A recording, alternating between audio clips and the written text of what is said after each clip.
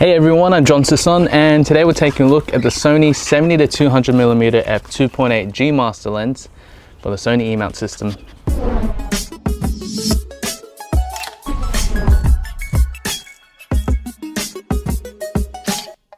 Now the 70-200mm F2.8 is Sony's long-awaited fast telephoto zoom lens, and to date is the third G Master lens to be released alongside the 24-70mm F2.8 and the 85mm f1.4. Now it is also one of the most expensive 70-200mm lenses on the market, especially when you compare it to Canon and Nikon. But Sony is promising that the construction is well built and it is going to deliver in terms of bokeh and resolution. Now today I have it mounted on my Sony a7R Mark II, so we're going to take a look at it and see how well it fares. But in the meantime, I'm just going to have breakfast and I'm going to quickly get ready.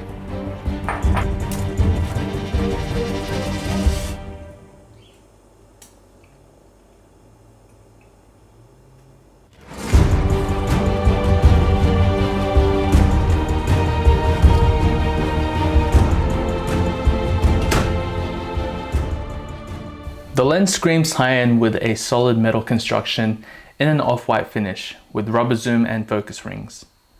The lens accepts 77mm filters and comes supplied with a plastic petal type lens hood with felt lined within to prevent any flare in your image.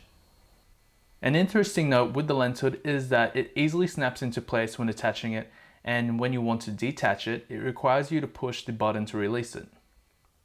This makes the lens hood more secure when it's attached. And in addition to that, you have a little door at the bottom to adjust for filters such as a polarizing or graduated neutral density filter. On the side of the lens, you have a series of switches for different functions. Starting at the top, you have a switch for autofocus and manual focus. The second switch is a focus limiter, so you can focus the lens with its full focusing range, or you can limit it to reduce focusing time from 3 meters to infinite. The third switch is to turn on and off the steady shot, and the last switch are different modes of stabilization. Mode 1 is stabilization for when you're standing still, and mode 2 is stabilization for when you're panning. You also have 3 focus hold buttons located at the top, the side, and the middle for when you're shooting in either portrait or landscape. There is also a tripod mount, which is a bit unique among other telephoto zoom lenses on the market. Instead of removing the tripod collar, there is a tripod mount which can easily be removed by loosening the screw and pressing the button on the mount to slide it out. This is actually a clever design as it's very quick to attach and remove. You can also change the orientation of the lens by loosening the screw on the collar of the lens and turning it.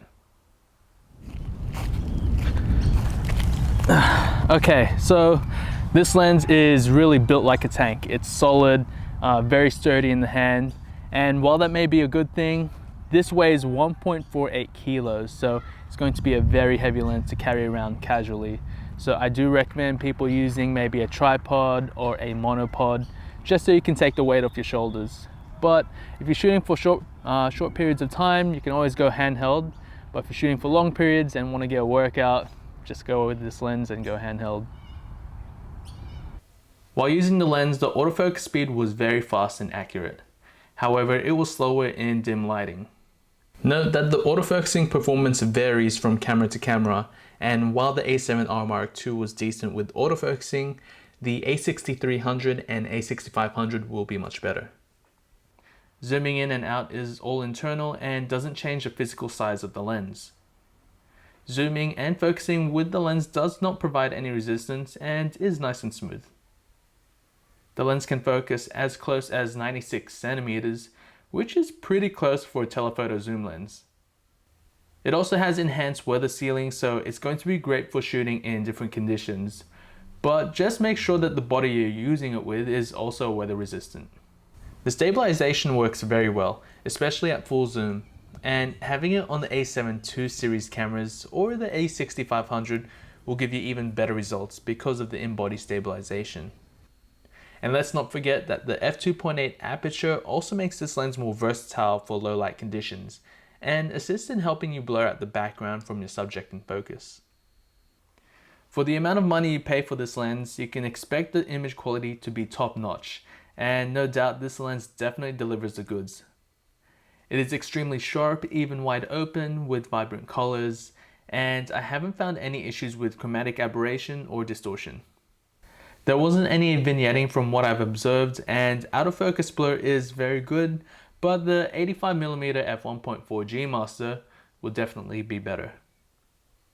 All these photos were shot with the A7R Mark II in RAW and converted to JPEG. Now the 70-200mm F2.8 G Master is what a lot of professionals and enthusiast photographers would hope it would be.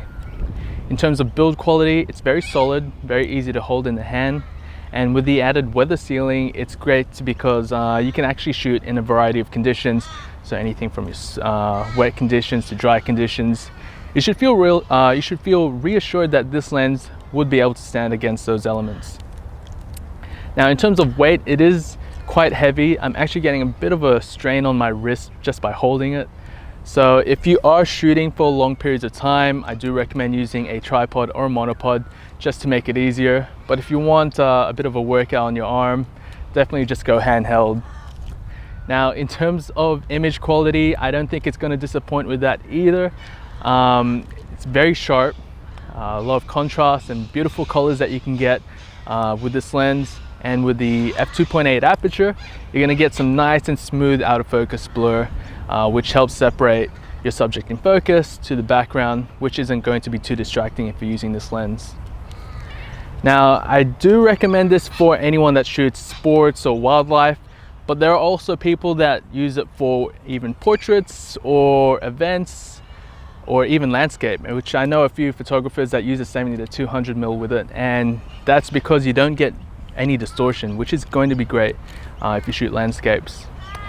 But the downside is that it's very expensive and you're going to need to save a lot for this lens, because in Australia anyway, it's about $1,000 more than the Canon and Nikon equivalents, which is very, very expensive and strange. So if you're switching systems or just getting into the Sony system, you need to be well aware that this is going to be an expensive lens. But in the end, I don't think you're going to be disappointed with it. So that's it from me. If you have any more questions, please feel free to leave a comment below. And if you already own one, let me know what you think of it. And remember to like this video if you found it helpful, and subscribe to my channel for more Sony lens reviews and tutorials. You can also follow me on Facebook and Instagram for more sample photos and photo updates. And until then, happy shooting and thanks for watching.